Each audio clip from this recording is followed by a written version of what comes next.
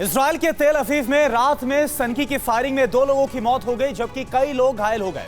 Firing के बाद हमले का सीसीटीवी फुटेज सामने आया है। लोग भागते हुए नजर आ रहे हैं। हमले के बाद कहां मनाया गया जश्न और रूस यूक्रेन हमले को लेकर किसने दी भारत को धमकी। वर्ल्ड वॉर से जुड़ी खबरों के लिए आप देखिए टॉप 9 वर्ल्ड वॉर।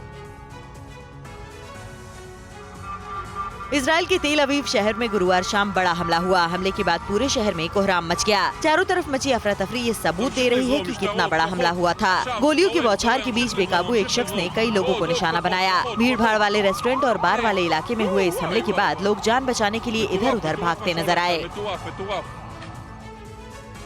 तेल अवीव के डाउनटाउन स्थित डिज़ाइनगोफ स्ट्रीट में गोलीबारी की इस घटना में कई लोगों के घायल होने की खबर है। डिज़ाइनगोफ स्ट्रीट में कई बार और रेस्टोरेंट हैं, जहां बड़ी संख्या में भीड़ जमा थी। पीएम नफ्ताली बेनेट खुद आतंकी को कब्जे में करने के लिए सैन्य मुख्यालय से स्थिति पर नजर बनाए हुए हैं। गोलीबारी के मकसद का अभी पता नहीं चल पाया है।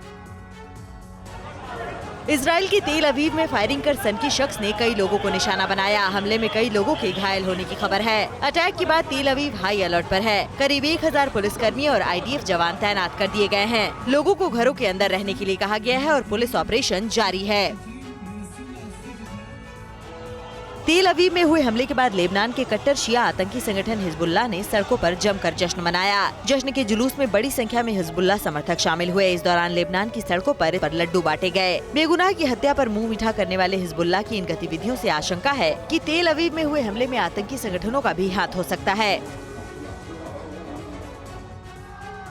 इजराइल के पूर्व प्रधानमंत्री बेंजामिन नेतन्याहू के समर्थकों ने सड़क पर उतरकर प्रदर्शन किया। नेतन्याहू के पोस्टर लिए बड़ी संख्या में समर्थक पीएम नफ्ताली बेनेट के ऑफिस के बाहर इकट्ठे हुए और उनके समर्थन में नारे लगाए। प्रदर्शनकारियों का कहना है कि इजराइल को एक मजबूत सरकार की जरूरत है। आतंक से लड़ेगी और ईरान को रोकेगी, यहूदी विरासत को बनाए रखेगी और इजराइल के लोगों की नौकरियों को बचाएगी। इजराइल में नफ्ताली बेनेट सरकार की सहयोगी यामिना पार्टी धार्मिक आधार पर सदन में खान-पान नियमों का विरोध कर रही है। पूर्व पीएम बेंजामिन नेतन्याहू का विरोध करने के लिए सत्तारूढ़ गठबंधन में शामिल 8 राजनीतिक दल एक साथ आए थे, लेकिन अब गठबंधन सरकार में विरोध देखने को मिल रहा है। इसके बाद ये देखना होगा कि संसद सत्र में सरकार के पास बहुमत है या नहीं। मिस्र में दास्ता से आजादी के अवसर पर इजराइल के लोग एक त्योहार मनाते हैं, जिसमें खमीर रोटी और अन्य खाद्य पदार्थों पर बैन है। लेकिन बेनेट सरकार के स्वास्थ्य मंत्री होरोवित्ज ने ऐसे खान-पान की अनुमति दी है, जिसे यहूदी परंपरा को मानने वाले अनुकूल नहीं मानते। हालांकि इजराइल सर्वोच्च न्यायालय ने 2021 में फैसला सुनाया था कि अस्पताल लोगों को ऐसा करने से नहीं रोक सकते।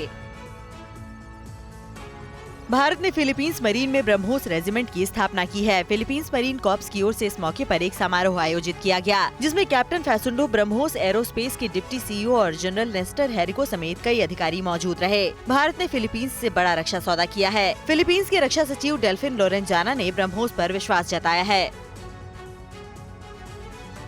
रूस और यूक्रेन के बीच तनातनी से विश्व समुदाय प्रभावित है। इस बीच अमेरिका ने भारत को धमकी दी है कि भारत अगर रूस के साथ गठबंधन करता है तो उसे लंबे समय तक भारी कीमत चुकानी होगी। अमेरिका का कहना है कि भारत रूस के साथ अपने संबंधों को सीमित करे। अगर भारत रूसी हथियारों पर अपनी निर्भरता खत्म करता है तो वो भारत को हथियार देगा।